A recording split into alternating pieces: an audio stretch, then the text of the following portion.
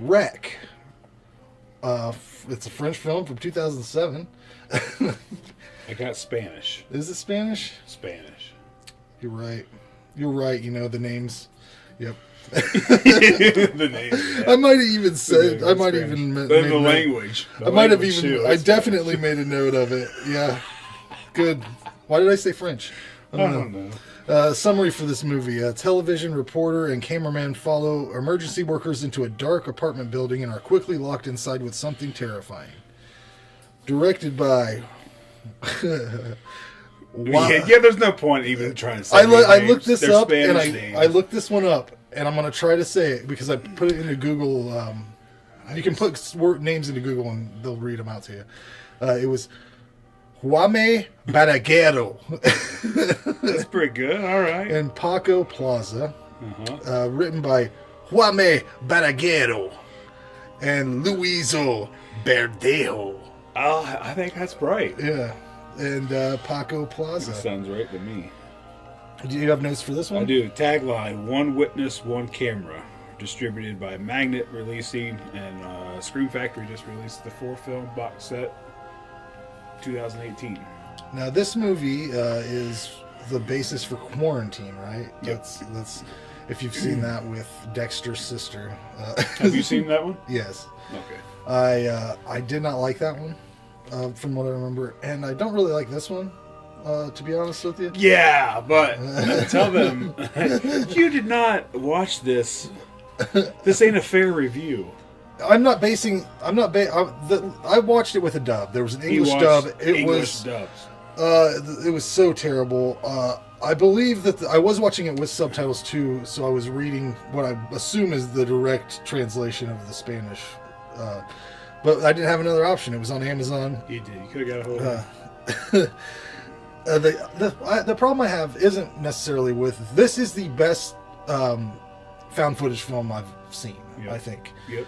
I don't like found footage though. Like, it's shaky camera. My head's like, whoa, God. By the time I was halfway through this movie, I was like, come on, man. Didn't bother me. This is what I don't mind if you're using that. Fine, use it. Use it as a device, but have another angle that isn't shaking around.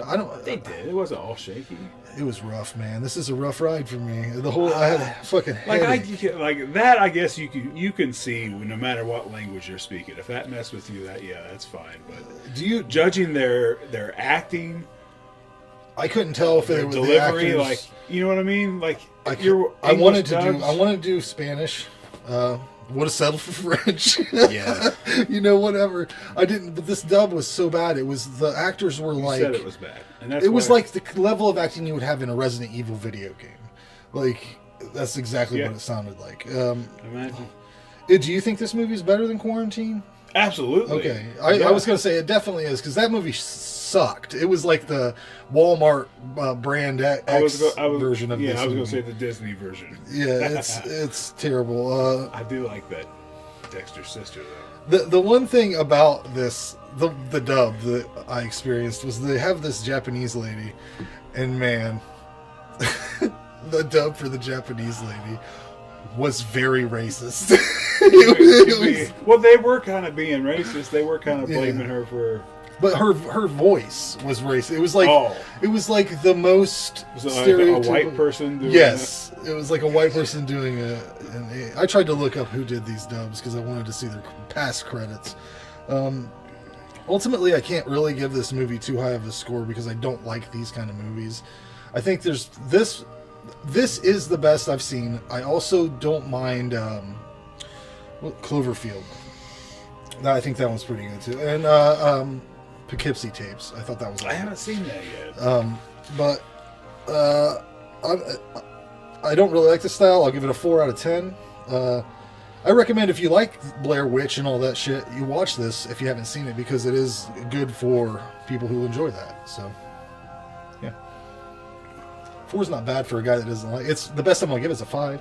Yeah, but I guarantee you, your score would have been a couple totally higher, different maybe. with the original audio and subtitles.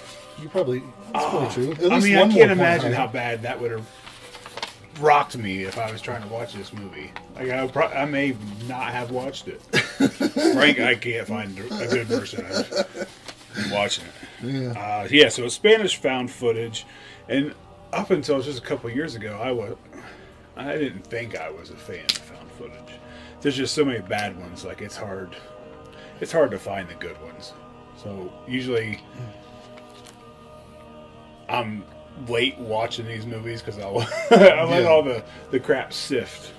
But yeah, I think it's original. I think it's one of the best found footage, maybe the best.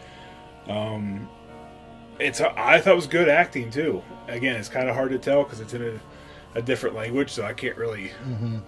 All I can just go by is how their emotion really. But I thought they did a great job creating panic, dread, terror. And the actors didn't get a finished script. They just gave them like pieces. Yeah, like situational improv. So that helps the realism all. I don't know. I think I want to say I was scared of this movie, but as far as like making you a little bit rattled, or maybe getting that childlike fear. You got to look at. You're right. My score would be at least 2 points higher because just to see a video where you don't understand shit, turn the fucking subtitles off. You don't see any. You don't know what the fuck's going on. This movie's crazy. Oh, it will. I mean, but I had to have some context, and I wanted audio. And I tried to do it with the muted, with just subtitles, and I was like, nah, gotta have something. No. And I think it has good atmosphere too. I like the old apartment building. I think they did a great job with the sound effects because I've seen this. This is like probably the third time I've seen this movie. I'm not sure there's any music in this. It's all just sound effects. So they did a good job, and again, that helped create some of that tension and stuff throughout. I think it's solid all around. I give it an 8. There you go.